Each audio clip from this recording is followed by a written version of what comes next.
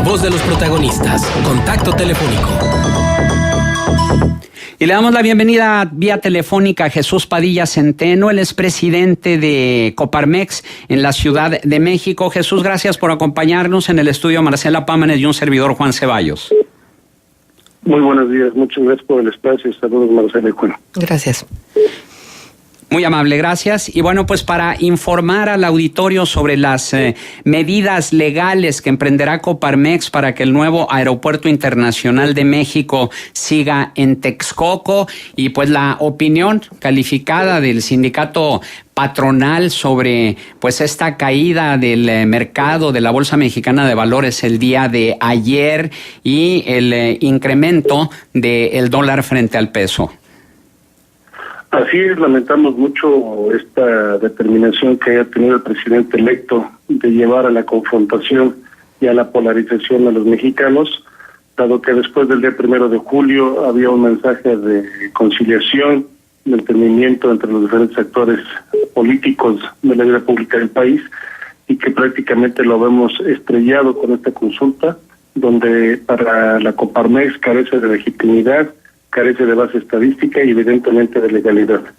Es un hecho que ante esta circunstancia los diferentes empresarios, no solamente los grandes inversionistas, sino esfuerzos que hicieron diversos empresarios de toda naturaleza, estarán preparando acciones legales a partir de la notificación formal de que se suspende el aeropuerto en Texcoco y se estará iniciando actividades en Santa Lucía o en el de Toluca. Ahora bien, ¿qué expectativas tiene Coparmex de que estas medidas que se van a adoptar pudieran tener efecto después del 1 de diciembre? Bueno, la posición de Coparmex siempre ha sido muy firme, es de acompañamiento del Estado mexicano en todos los esfuerzos para el bienestar y prosperidad de todos los mexicanos, y de señalar con toda claridad aquello en lo que no coincidimos o no estamos de acuerdo.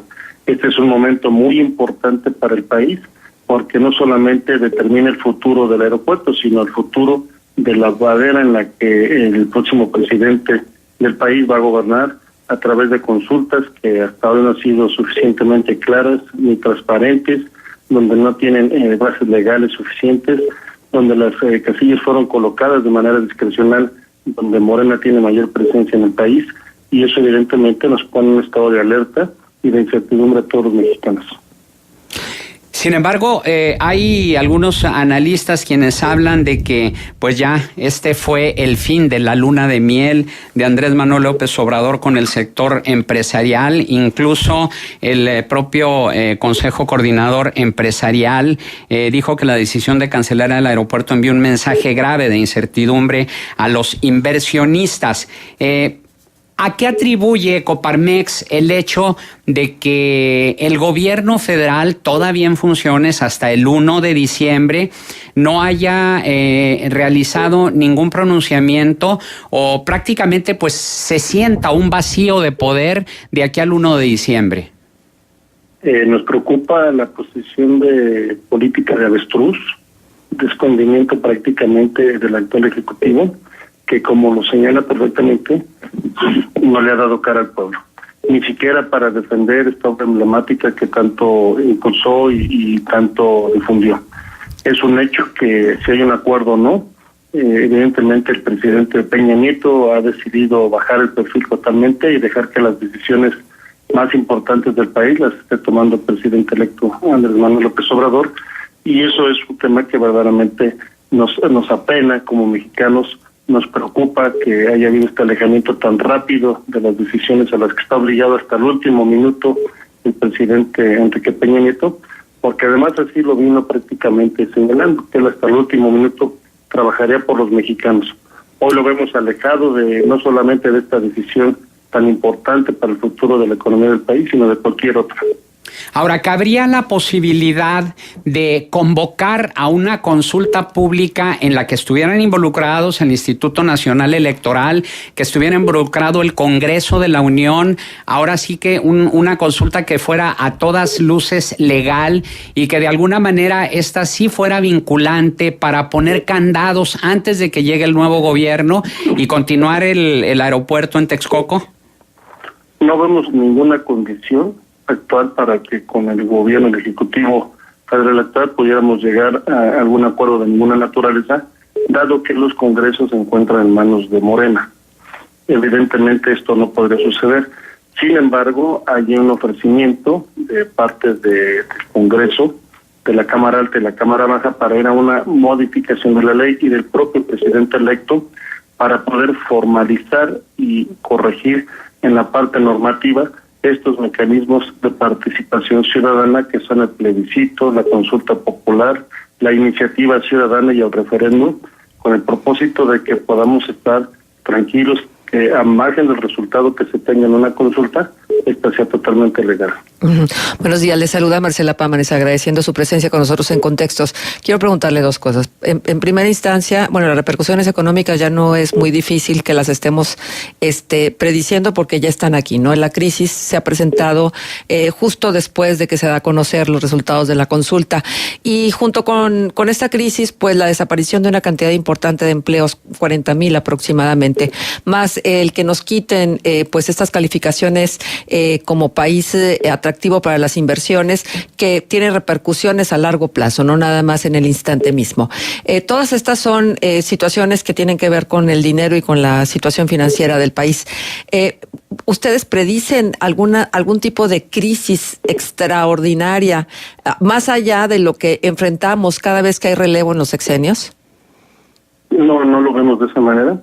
Lo que vemos es una crisis de confianza.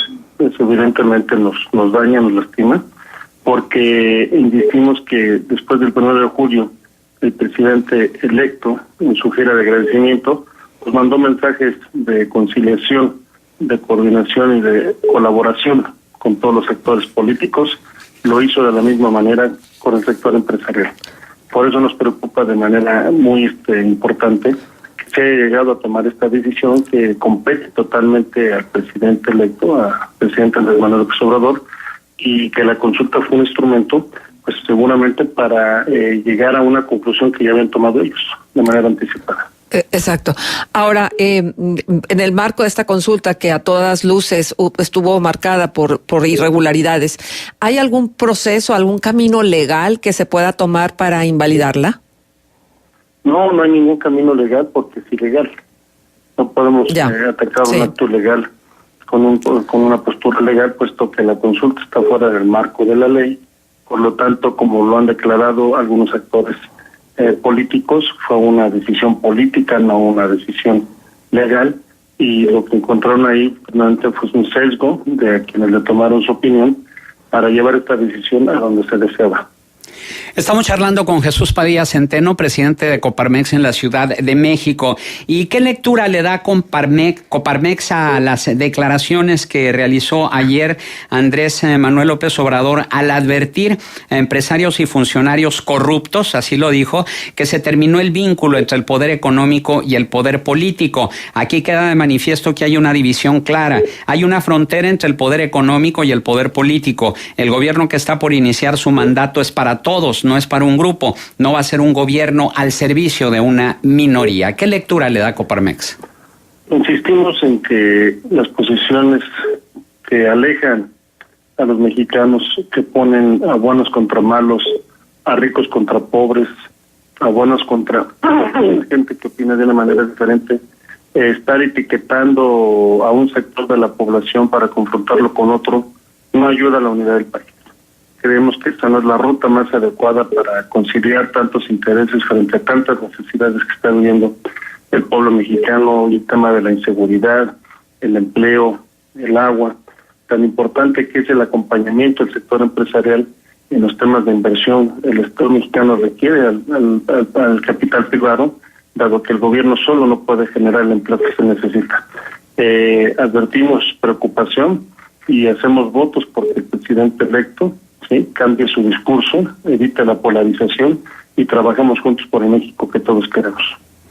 También López Obrador minimizó el impacto de la cancelación del aeropuerto en el tipo de cambio frente al dólar y textualmente dijo: es normal, una vez que se informe se van a tranquilizar las cosas, no es significativa, muchas veces se dan estas cosas por factores externos, hay que esperarnos, no hay nada que temer. ¿Coinciden con López Obrador? Es posible que después de este impacto se logre algún tipo de estabilización del tipo de cambio. Sin embargo, lo que seguramente quedará dañada es la confianza. Y la confianza es un elemento sustantivo para la construcción del país que queremos. El sector económico siempre está dispuesto a acompañar en esfuerzos de inversión, del desarrollo económico, de la infraestructura a nuestro país a través de la generación de empleo.